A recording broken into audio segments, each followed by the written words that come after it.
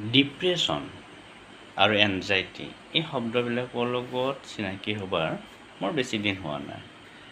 ডিপ্ৰেশ্যনৰ প্ৰকৃত অসমীয়া অৰ্থটো কি মই এতিয়ালৈকে নাজানো। অৱশ্যে ডিপ্ৰেশ্যন মানেনো কি সেই কথাটো মই ভালকৈ নাজানো।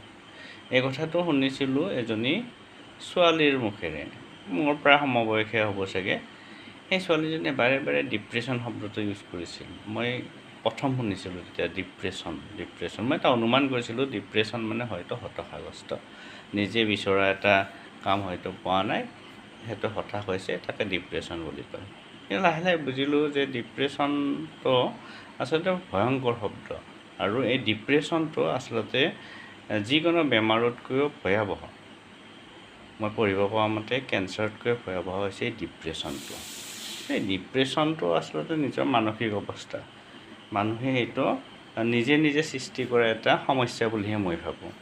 নহ'লেনো ডিপ্ৰেশ্যনত ভুগিবলৈ কিনো আছে।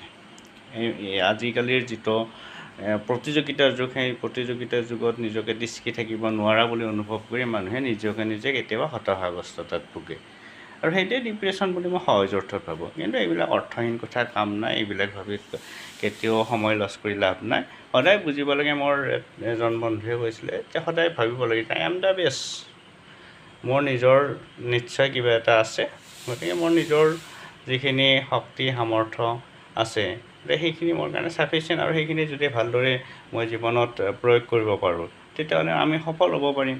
সিহঁতক লৈ আমি হতাশগ্ৰস্ত হোৱাৰ কোনো প্ৰয়োজন নাই। আৰু আমি যিটো তুলনা কৰোঁ আনৰ সৈতে, যে অমুকৰ অমুক আছে, তমুকৰ তমুক আছে, মোৰচোন নাই, বা অমুক আৰু অমুক একেলগে পঢ়িছিলোঁ, তাতকৈ মই বেছি ভালকৈ নম্বৰ পাইছিলোঁ, কিন্তু সি অমুক চাকৰি পালে, মই নাপালোঁ। সেনেকুৱা ধৰণৰ যেতিয়া কম্পেয়াৰ হয় তেতিয়াই মানুহৰ মনলৈ হয়তো এটা হতাশগ্ৰস্ততা আহে, আৰু এইটোৱে চাগে সাধাৰণ অৰ্থত ডিপ্ৰেশ্যন। কিন্তু মই এতিয়ালৈকে নাজানো ডিপ্ৰেশ্যন মানেনো কি, সঁচা কথা কৈছোঁ।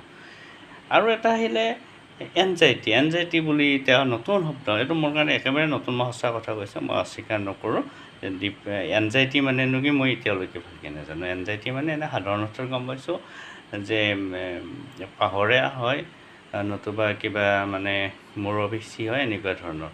আচলতে এইবিলাক আমি বেছি গুৰুত্ব দিবলৈ বিষয় নহয়। আগৰ দিনত গাঁৱৰ মানুহবিলাকৰ যেনেকুৱা সহজ সৰল জীৱন যাপন আছিল, কোনো ধৰণৰ প্ৰতিযোগিতা নাছিলে, মাত্ৰ নিৰ্দিষ্ট কৰ্মত ব্যস্ত হৈ থাকে, নিজক লৈ ব্যস্ত হৈ থাকে, বা সকলোৰ লগত সহায় সহযোগিতাত কাম চলে। এটা জইণ্ট ফেমিলি আছিলে, গতিকে কামৰ বাৰ্ডেন কম আছিলে, প্ৰতিযোগিতা নাছিলে, এটা নিৰ্দিষ্ট এটা শৈলীৰ মাজেৰে জীৱন ধাৰণ কৰিছিল।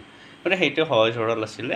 গতিকে মই এতিয়াও কওঁ যে এই যে ডিপ্ৰেশ্যন, এনজাইটি, এইবিলাকক লৈ আমি মূৰ সোমোৱাৰ কোনো প্ৰয়োজন নাই। আমাৰ জীৱনটো অতি সহজ, আমি যি পাইছোঁ তাতে লৈ সন্তুষ্ট থাকক।